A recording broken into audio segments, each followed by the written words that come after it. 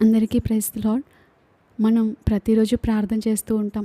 ప్రార్థన అంటే ఒకవైపు సంబంధం కాదు. మనం చాలాసార్లు దేవుని దగ్గరికి వెళ్తాము, దేవునితో మాట్లాడతాము, తిరిగి వచ్చేస్తాము. మరలా వెళ్తాము, మరలా మాట్లాడతాము, తిరిగి వచ్చేస్తాము. దేవుడు మనతో ఏం మాట్లాడాలనుకుంటున్నాడు అసలు ఎప్పుడైనా వినాలని ఆశపడ్డారా? మీరు ఒక వ్యక్తి దగ్గరికి వెళ్తున్నారు, మాట్లాడుతున్నారు, వెళ్ళిపోతున్నారు. మరలా వస్తున్నారు, మాట్లాడుతున్నారు, వెళ్ళిపోతున్నారు. మరలా వస్తున్నారు, మాట్లాడుతున్నారు, ఆ వ్యక్తి తిరిగి మీతో ఏం మాట్లాడాలనుకుంటున్నాడు అసలు? మీరు చెప్పిన దానికి ఆయన ఏం సలహా ఇవ్వాలనుకుంటున్నాడు? మీరు చెప్పిన దానికి ఏమి సజెషన్ ఇవ్వాలనుకుంటున్నాడు? ఏమి పరిష్కారం చెప్పాలనుకుంటున్నాడు? తిరిగి ఏ రీతిగా మిమ్మల్ని ఆదరించాలని ఆశపడుతున్నారు? ఆయన ఆశపడుతున్నాడు మీతో ఏమైనా మాట్లాడాలి అని. మీరు అసలు అది వినడానికి సిద్ధంగా ఉన్నారా? అది వినకుండానే మనం వెళ్ళిపోతే ఆయన మాటలు మనం ఏ రీతిగా వినగలుగుతాం? ఆయన ఏ రీతిగా మాట్లాడగలుగుతాడు? ఆయన మనం మాట్లాడినప్పుడు తిరిగి మాట్లాడాలని అలా ఎదురు చూస్తున్నాడు. నీవు ఎప్పుడు ఆపుతావా? నేను తిరిగి మాట్లాడతాను నీతో, నీకు పరిష్కారాన్ని చెప్తాను అని ఆశతో ఎదురు చూస్తున్నాడు. కానీ మనమైతే మాట్లాడతాం అయిపోయిందా ఆమెనని వచ్చేస్తాం. కానీ మనం చెప్పిన దానికి ఆయన పరిష్కారం ఇవ్వాలి, ఒక్క మాటలో పరిష్కారం ఇవ్వాలి, లేదా ఒక్క మాటతో సమాధానం ఇవ్వాలి, ఒక మార్గాన్ని తెలియజేయాలి, లేదా ఆయన ఉద్దేశాన్ని మనకు తెలియజేయాలని ఆశపడుతున్నాడు. కానీ మనమైతే ఆయన చిత్తాన్ని అడుగుతాము, కానీ ఆయన చిత్తం బయలుపరచకముందే, తెలుసుకోకముందే అక్కడ నుండి వెళ్ళిపోతాం. ఏమో దేవుని చిత్తం ఏంటో, దేవుడు ఏం చేయబోతున్నాడో నాకు ఏం అర్థం కావట్లేదు, దేవుడు ఎలా నడిపిస్తాడో నాకు అర్థం కావట్లేదు, దేవుడు ఏం చేయబోతున్నాడో ఏంటో అని మనం మరల దిగులు చెందుతూ అలాంటి మాటలు, నిరుత్సాహ మాటలు మాట్లాడుతుంటాం. మనం మాట్లాడిన తర్వాత, ప్రార్థన అయిపోయిన తర్వాత ఆయన మాట్లాడాలని తప్పకుండా ఎదురు చూస్తాడు. మనం ఎంతగా ఆయనతో మాట్లాడాలని ఆశపడుతూ ఆయన సన్నిధికి వెళ్ళి అన్నీ చెప్తామో అంతకంటే ఎక్కువగా మనతో మాట్లాడాలని ఆయన ఎంతో ఆశతో, ఆసక్తితో చూస్తూ ఉంటాడు. Prayer is a dialogue, it is not a mono dialogue. ఒకరు మాట్లాడేది కాదు, ఒక వ్యక్తి సంభాషణ కాదు. ప్రార్థన అంటే రెండు వైపులా ఉండే సంబంధం ఇది, రెండు వైపుల నుండి మాట్లాడే సంభాషణ ఇది. ఇద్దరు మాట్లాడుకొనుటే సంభాషణ కదా. ప్రార్థన అంటే సంభాషణ. ఈ లోకంలో ప్రతిదానికి, జంతువులకు ఒక భాష ఉంది, చేపలకు ఒక భాష ఉంది, మనుషులకు ఒక భాష ఉంది, ప్రతిదానికి ఒక భాష అనేది ఉంది. వారి వారి భాష వారు మాట్లాడుకున్నప్పుడు వాటికి అర్థమవుతాయి. సేమ్ అంతే, మనం మాట్లాడినప్పుడు దేవుడికి అర్థం అవ్వాలి అంటే ప్రార్థనే మనకు భాషగా ఇవ్వబడింది. దేవుడిని మనం కలుసుకోవాలి అన్నా, మనం దేవునితో మాట్లాడాలి అన్నా, దేవుడు మనతో మాట్లాడాలి అన్న ప్రార్థనే భాష. హల్లెలూయా. సాంగత్యం మనకు ఇద్దరు కావాలి కదా. సేమ్ అంతే, దేవుడు మనతో సాంగత్యం చేయాలి అని ఆశపడుతున్నాడు, సహవాసం చేయాలని ఆశపడుతున్నాడు. మనిషిని సృజించుకున్నప్పుడు ఆయన ఆశపడి చేసింది అందుకే కదా. ఆయనతో సహవాసం చేయాలి, ఆయనతో ఉండాలి, ఆయనను స్తుతించాలి. ఈ సృష్టి అంతా దేవుడు చేశాడు, కానీ దేవుడు దేనితో సహవాసం చేయాలని ఆశపడలేదు. ఒక వ్యక్తిని చేసుకున్నాడు, ఆ వ్యక్తితో సహవాసం చేయాలని ఆశపడ్డాడు. మనం ప్రార్థనలో చాలాసార్లు మనకున్న సమస్తము, మనకున్న బాధ ఏంటి, దిగులేంటి, వేదనేంటి, చింత ఏంటి, కృంగుదలేంటి, మన కన్నీటి గల కారణం ఏంటి, ఎవరు మనల్ని బాధించారు, ఎవరు వేధించారు, ఎవరు సహాయం చేయట్లేరని మన నిరుత్సాహ పరిస్థితిని తెలియజేస్తుంటాం. మనం అవమానించబడిన స్థితిని, మన నిందలను అన్నిటినీ దేవునికి తెలియజేస్తాం, వివరిస్తాం. మన సమస్యలను, మన సమస్త వేదనలను ఆయనకి వివరిస్తాం. కానీ ఆయన తిరిగి మనకేం చెప్పాలని ఆశపడుతున్నాడో మనం వినకుండానే వెళ్ళిపోతూ ఉంటాం చాలాసార్లు. కాబట్టి ఈరోజు మనం నేర్చుకోబోయే అంశం ఏంటంటే, మనం వాక్యాన్ని ఆధారం చేసుకొని ప్రార్థించాలి. వాక్యం ఆధారం చేసుకోకుండా ప్రార్థించినంతసేపు అపవాది ఏం భయపడడు, ఎక్కడికి పారిపోడు, అక్కడే ఉంటాడు. దానికి తోడు మనం మన జ్ఞానంతో మాట్లాడుతూ ఉంటాం, అనవసరమైనవి కూడా మాట్లాడేస్తూ ఉంటాం ప్రార్థనలో. నిజంగా ప్రసంగి గ్రంథం 5వ అధ్యాయంలో 1 నుండి 10 వచనాలు, మనం 7 వచనాల వరకు మనం చదివితే చాలా అద్భుతమైన మాటలు ఉంటాయి అక్కడ, చాలా అద్భుతమైన మాటలు. ఒకవేళ మీకు కుదిరితే అక్కడ చదవండి. నిజంగా బైబిల్ని చదివి మనం ఎప్పుడైతే ప్రార్థిస్తామో అపవాది పారిపోతాడు. నిజంగా అపవాదిని గద్దించండి, వాడు మీ యొద్ద నుండి పారిపోతాడు అని మనకు ఎలా తెలుస్తుంది? వాక్యం చదివితేనే కదా. వాక్యం చదివితేనే ఓహో దేవుని వాక్యం ఇలా సెలవిస్తుంది అని మనకు అర్థమవుతుంది. మనం బైబిల్ చదివి ప్రార్థించినప్పుడు ఈ యొక్క బైబిల్ మనల్ని యథార్థమైన ప్రార్థనలోనికి నడిపిస్తుంది. దేవుడు మనతో తన వాక్యం ద్వారా మాట్లాడుతూ ఉంటాడు ప్రతిరోజు. మనం దేవునితో ప్రార్థన ద్వారా మాట్లాడుతూ ఉంటాం. అందుకే ప్రార్థించడానికి ముందు కొన్ని వాక్యాలైనా మనం ధ్యానించాలి. చదవడం వేరు, ధ్యానించడం వేరు. ఇదివరకే మనం మాట్లాడుకున్నాం. ఈ కొన్ని వాక్యాలైనా ధ్యానించినప్పుడు ఆ వాక్యాలు ఏం చేస్తాయంటే మన ప్రార్థనకు మంట పెరగడానికి, ఇంకా ఉత్తేజం రావడానికి, ఉజ్జీవం రావడానికి ఆ వాక్యాలు నూనె వలె మనకు ఉంటుందన్నట్టు. ఒక వెలిగే దీపానికి ఇంకా నూనె అవసరం అవుతూనే ఉంటుంది.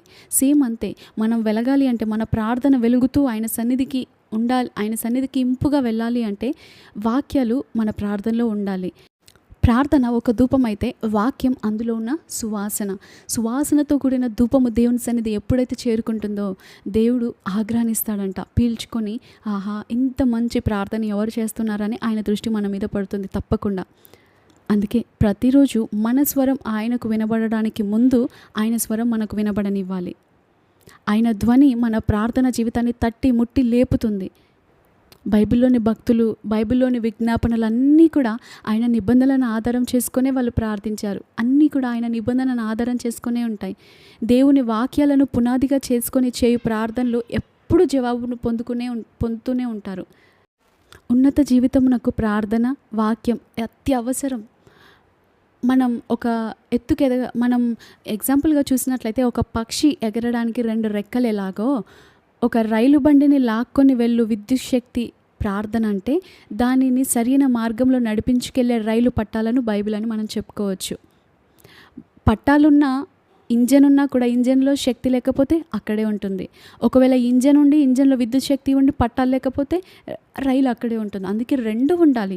2 కళ్ళు ఎలాగో, 2 కాళ్ళు ఎలాగో, 2 చెవులు ఎలాగో, 2 చేతులు ఎలాగో, ఒక వ్యక్తి ఎదగడానికి, అభివృద్ధి చెందడానికి ప్రార్థన, వాక్యం 2 సమానంగా ఉండాలి. ఊరికే ప్రార్థించిన ఎడల ఉబ్బిపోదురు, ఊరికే బైబిల్ చదివిన ఎడల ఎండిపోదురు, బైబిల్ చదివి ప్రార్థించిన ఎడల పెంపొందుదురు అని ఒక భక్తుడు చక్కని మాట చెప్పాడు. కానీ మనమైతే రోజు ఇదే చేస్తూ ఉంటాం. కొన్నిసార్లేమో వాక్యం ఎక్కువగా చదువుతాం ప్రార్థించాలని లేనప్పుడు. కొన్నిసార్లేమో ఎక్కువగా సమస్య ఉన్నప్పుడు మాత్రం ఎక్కువగా ఇంకెవరు చెప్పనవసరం లేదు, ప్రార్థనలోనే గడుపుతూ ఉంటాం. వాక్యాన్ని ప్రక్కన పెట్టేస్తూ ఉంటాం. వాక్యం చదవాలని లేనప్పుడు ప్రేయర్లో ఎక్కువ గడుపుతాం. ప్రేయర్ చేయాలని లేనప్పుడు వాక్యాన్ని ఎక్కువగా చదువుతూ ఉంటాం. నిజంగా ఆ 2 చేయడం మంచిదే, ఆ 2 ఎక్కువగా చేయడం మంచిదే. కానీ 2 మనం బ్యాలెన్స్డ్గా చేసినప్పుడు దానిలో ఉండే శక్తి వేరు, దాని ద్వారా పొందే ఫలితం వేరు.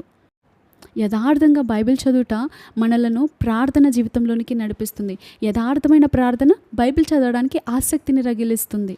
అందుకే మనం చేసే ప్రతి విన్నపానికి, ప్రతి ప్రార్థనకు వాక్యాన్ని మనం జత చేయాలి, వాక్యాన్ని జోడించాలి. ప్రార్థన వీరుల ప్రార్థనలో వాక్య సువాసన ఎంతో వీస్తూ ఉండేది. ఎంత మట్టుకు వాక్యములను ధ్యానిస్తామో అంత మట్టుకి మన ప్రార్థనలో వాక్య సువాసన ఉంటుంది.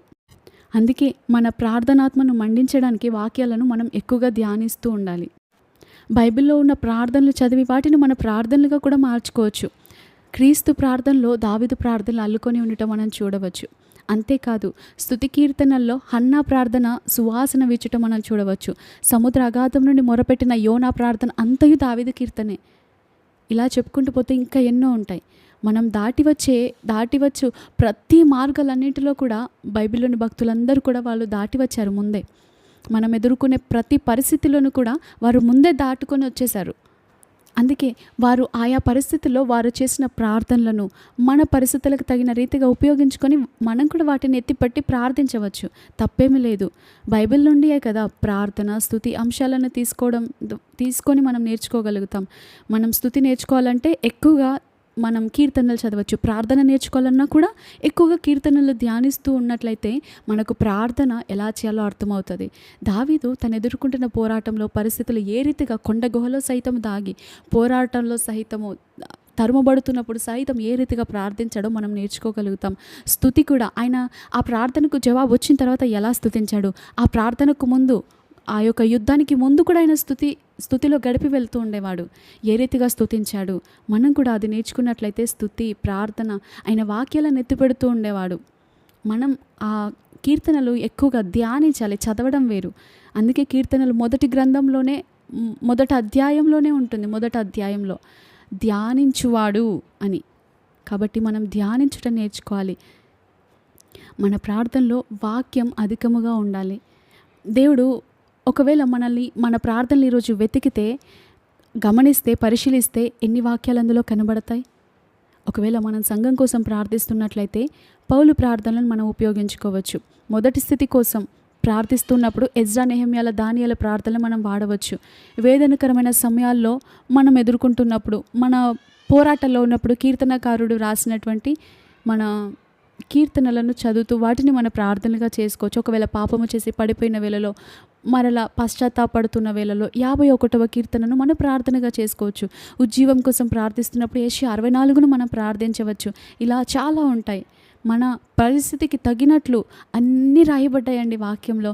మనం ఎదుర్కొనే పరిస్థితి ఎలా ఉంటుంది, దాని నుండి ఎలా రావాలి, అన్నీ మనం ఎదుర్కోబోయే పోరాటము, దానికి పరిష్కారము కూడా అన్నీ బైబిల్లో రాయబడ్డాయి.